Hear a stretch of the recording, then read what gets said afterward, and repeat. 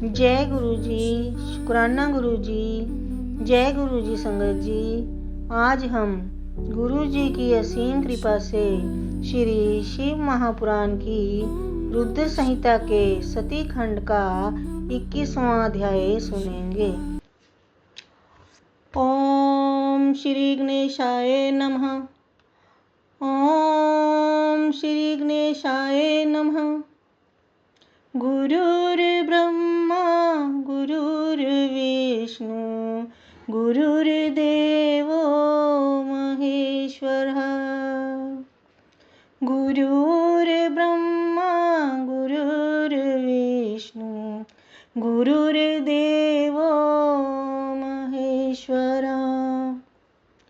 गुरुर्साक्षात् परब्रह्म तस्मै श्री गुरवे नमः। गुरुर्साक्षात् परब्रह्म तस्मै श्री गुरवे नमः। कैलाश पर्वत पर भगवान शिव एवं सती की मधुर लीलाएं। नारद जी बोले, हे तात, हे अनघ, आप सर्वज्ञ की बात ठीक है। आपके द्वारा मैंने शिव के अत्यंत अद्भुत एवं कल्याणकारी चरित्र को सुना। समस्त मोहों को दूर करने वाले परम ज्ञान संपन्न मंगलायन तथा उत्तम विवाह कर्म का वर्णन भी अच्छी प्रकार से सुना। हे महाप्राज्ञ, फिर भी शिवजी एवं सती के अत्यंत मनोहर एवं उत्तम चरित्र को सुनने की प्रबल इच्छा है। अतः आप मुझ पर दया करके पुनः उसका वर्णन कीजिए। ब्रह्मा जी बोले, हे मुने, आपकी इच्छा परम दयावान शिवजी की लीला सुनने में लगी हुई है। यह तो परम सौभाग्य की बात है।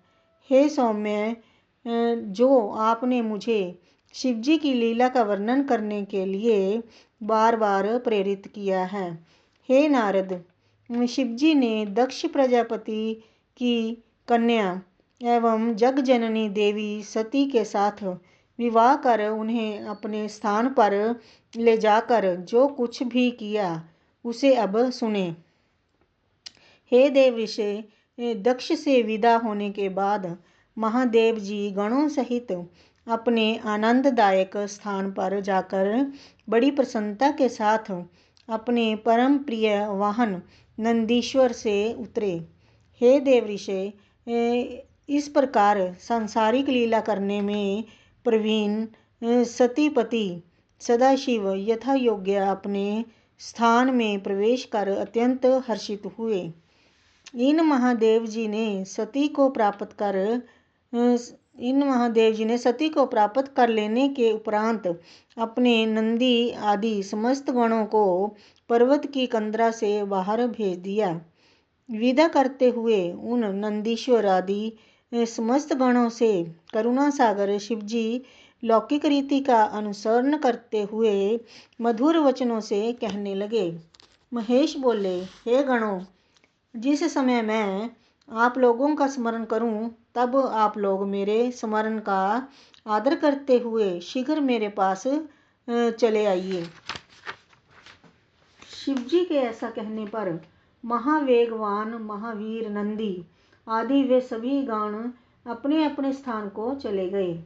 उन गणों के चले जाने के अनंतर परम कौतुकी शिवजी बड़ी प्रसन्नता पूर्वक एकांत में सती के साथ विहार करने लगे। शिवजी कभी वनों से तोड़कर लाए हुए पुष्पों की मनोहर माला बनाकर सती के हार स्थान अर्थात हृदय में पहनाते थे। कभी कभी जब देवी सती अपना मुख दर्पण में देख रही होती थीं, उस समय शिवजी भी सती के पीछे जाकर अपना मुख देखने लगते थे। वे कभी सती के कुंडलों को बार बार पकड़कर हिलाने लगते थे, उन्हें सती के कानों में पहनाते और फिर निकालने लगते थे। कभी वे भगवान शंकर स्वभावत लाल वर्ण वाले सती के चरणों को दीप्यमान लाक्षारस से रंग कर अत्यधिक राग युक्त कर देते थे। सती का मुख्य अवलोकन करने के उद्देश्य से जो बात दूसरों के समक्ष भी कही जा सकती थी उसी सती के कानों में कहते थे। वे कभी घर से दूर नहीं जाते थे, यदि दूर जाते भी तो शीघ्रता से वापस आ जाते थे और किसी बात को सोचती हुई सती के नेत्रों को पीछे से आकर अपने हाथों से बंद कर लेते थे।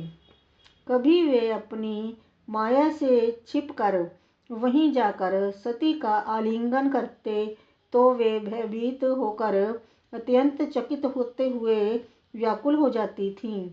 वे कभी सुवर्ण कमल की कली के समान उनके वक्षस्थल पर कस्तूरी से भ्रमर के आकार की चित्रकारी करते थे और कभी उनका हार उतार लेते थे और फिर उसे वहीं स्थापित भी कर देते थे।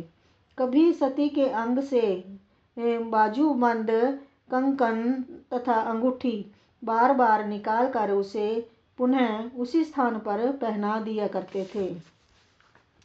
यह तुम्हारे ही समान स्वरूप वाली तुम्हारी कालिका नाम की सखी आ रही है।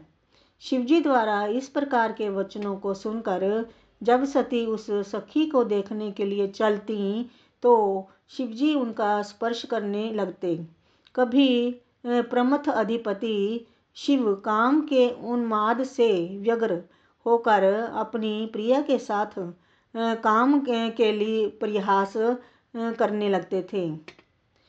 कभी शंकर जी कमल पुष्पों तथा अन्य मनोहर पुष्पों को लाकर बड़े प्रेम से उनका आभूषण बनाकर सती के अंगों में पहनाते थे। इस प्रकार भक्त वत्सल महेश्वर समस्त रमणीय वन कुंजों में सती के साथ विहार करने लगे। देवी सती के बिना शिवजी कहीं भी नहीं जाते थे, ना बैठते थे और ना ही किसी प्रकार की चेष्टा ही करते थे। सती के बिना उन्हें क्षण मात्र भी चैन नहीं पड़ता था। इस प्रकार कैलाश पर्वत के प्रत्येक वन कुंज में बहुत समय तक विहार करने के पश्चात वे पुनः हिमालय के शिखर पर गए और उन्होंने अपनी इच्छा से कामदेव का स्मरण किया। जिस पर समय काम उनके आश्रम में प्रविष्ट हुआ उसके साथ ही वसंत ने भी शिवजी के अभिप्राय को जानकर अपना प्रभाव प्रकट किया। उस पर्वत के सभी वृक्ष तथा लताएं पुष्प से आच्छादित हो उठीं और जल खिले कमलों से तथा कमल भ्रमरों से युक्त हो गए। उस समय उत्तम ऋतु वसंत के प्रविष्ट होते ही सुगंधित पुष्पों की गंध से समन्वित आनंददायक तथा सुगंधि से युक्त मलय पवन बहने लगा। संध्याकालीन अरुण चंद्रमा के सदृश पलाश शोभायमान होने लगे। सभी वृक्ष काम के अस्त्र के समान सुंदर पुष्पों से अलंकृत हो गए। तड़ागों में कमल पुष्प खिल उठे। अनुकूल वायु संसार के मनुष्यों को मोहित करने हेतु उदित दिखाई पड़ने लगी। भगवान शंकर के समीप नाग के सर के वृक्ष अपने सुवर्ण के समान पुष्पों से कामदेव की ध्वजा के समान मनोहर प्रतीत होने लगे। लवंग की लता अपनी सुरभित गंध से वायु को सुवासित करके कामी जनों के चित्त को मोहित करने लगी। मंडराने वाले तथा आमर मंजरियों में गुंजार करने वाले भौरों के सुंदर समूह कामदेव के बाणों के समान तथा काम से व्यापत मदन के पर्यंक जैसे प्रतीत हो रहे थे। ज्ञान रूपी प्रकाश को प्राप्त कर जिस प्रकार मुनियों का मन प्रफुल्लित हो जाता है उसी प्रकार खिले हुए कमल पुष्पों से युक्त निर्मल जल शोभा पा रहे थे। सूर्य की किरणों के संपर्क के कारण बर्फ पिघल कर बहने लगी। जल ही जिनका हृदय है, ऐसे कमल जल के बीच स्पष्ट रूप से दृष्टिगोचर हो रहे थे। रात्रि वेला में तुषार रहित रात्रियां चंद्रमा से युक्त होने के कारण प्रियतम के साथ सुशोभित होने वाली स्त्रियों जैसी प्रतीत हो रही थी। ऐसे मनोहारी वसंत काल में महादेव जी सती के साथ पर्वत कुंजों एवं नदियों में बहुत काल तक स्वच्छंदता से रमण करने लगे। और हे मुनि, उस समय दक्ष कन्या देवी सती भी महादेव जी के साथ शोभा को प्राप्त हुई। शिवजी को सती के बिना क्षण मात्र भी शांति नहीं मिलती थी। शिवजी की प्रिय सती भी उन्हें रस का पान कराती हुई प्रतीत हो रही थीं।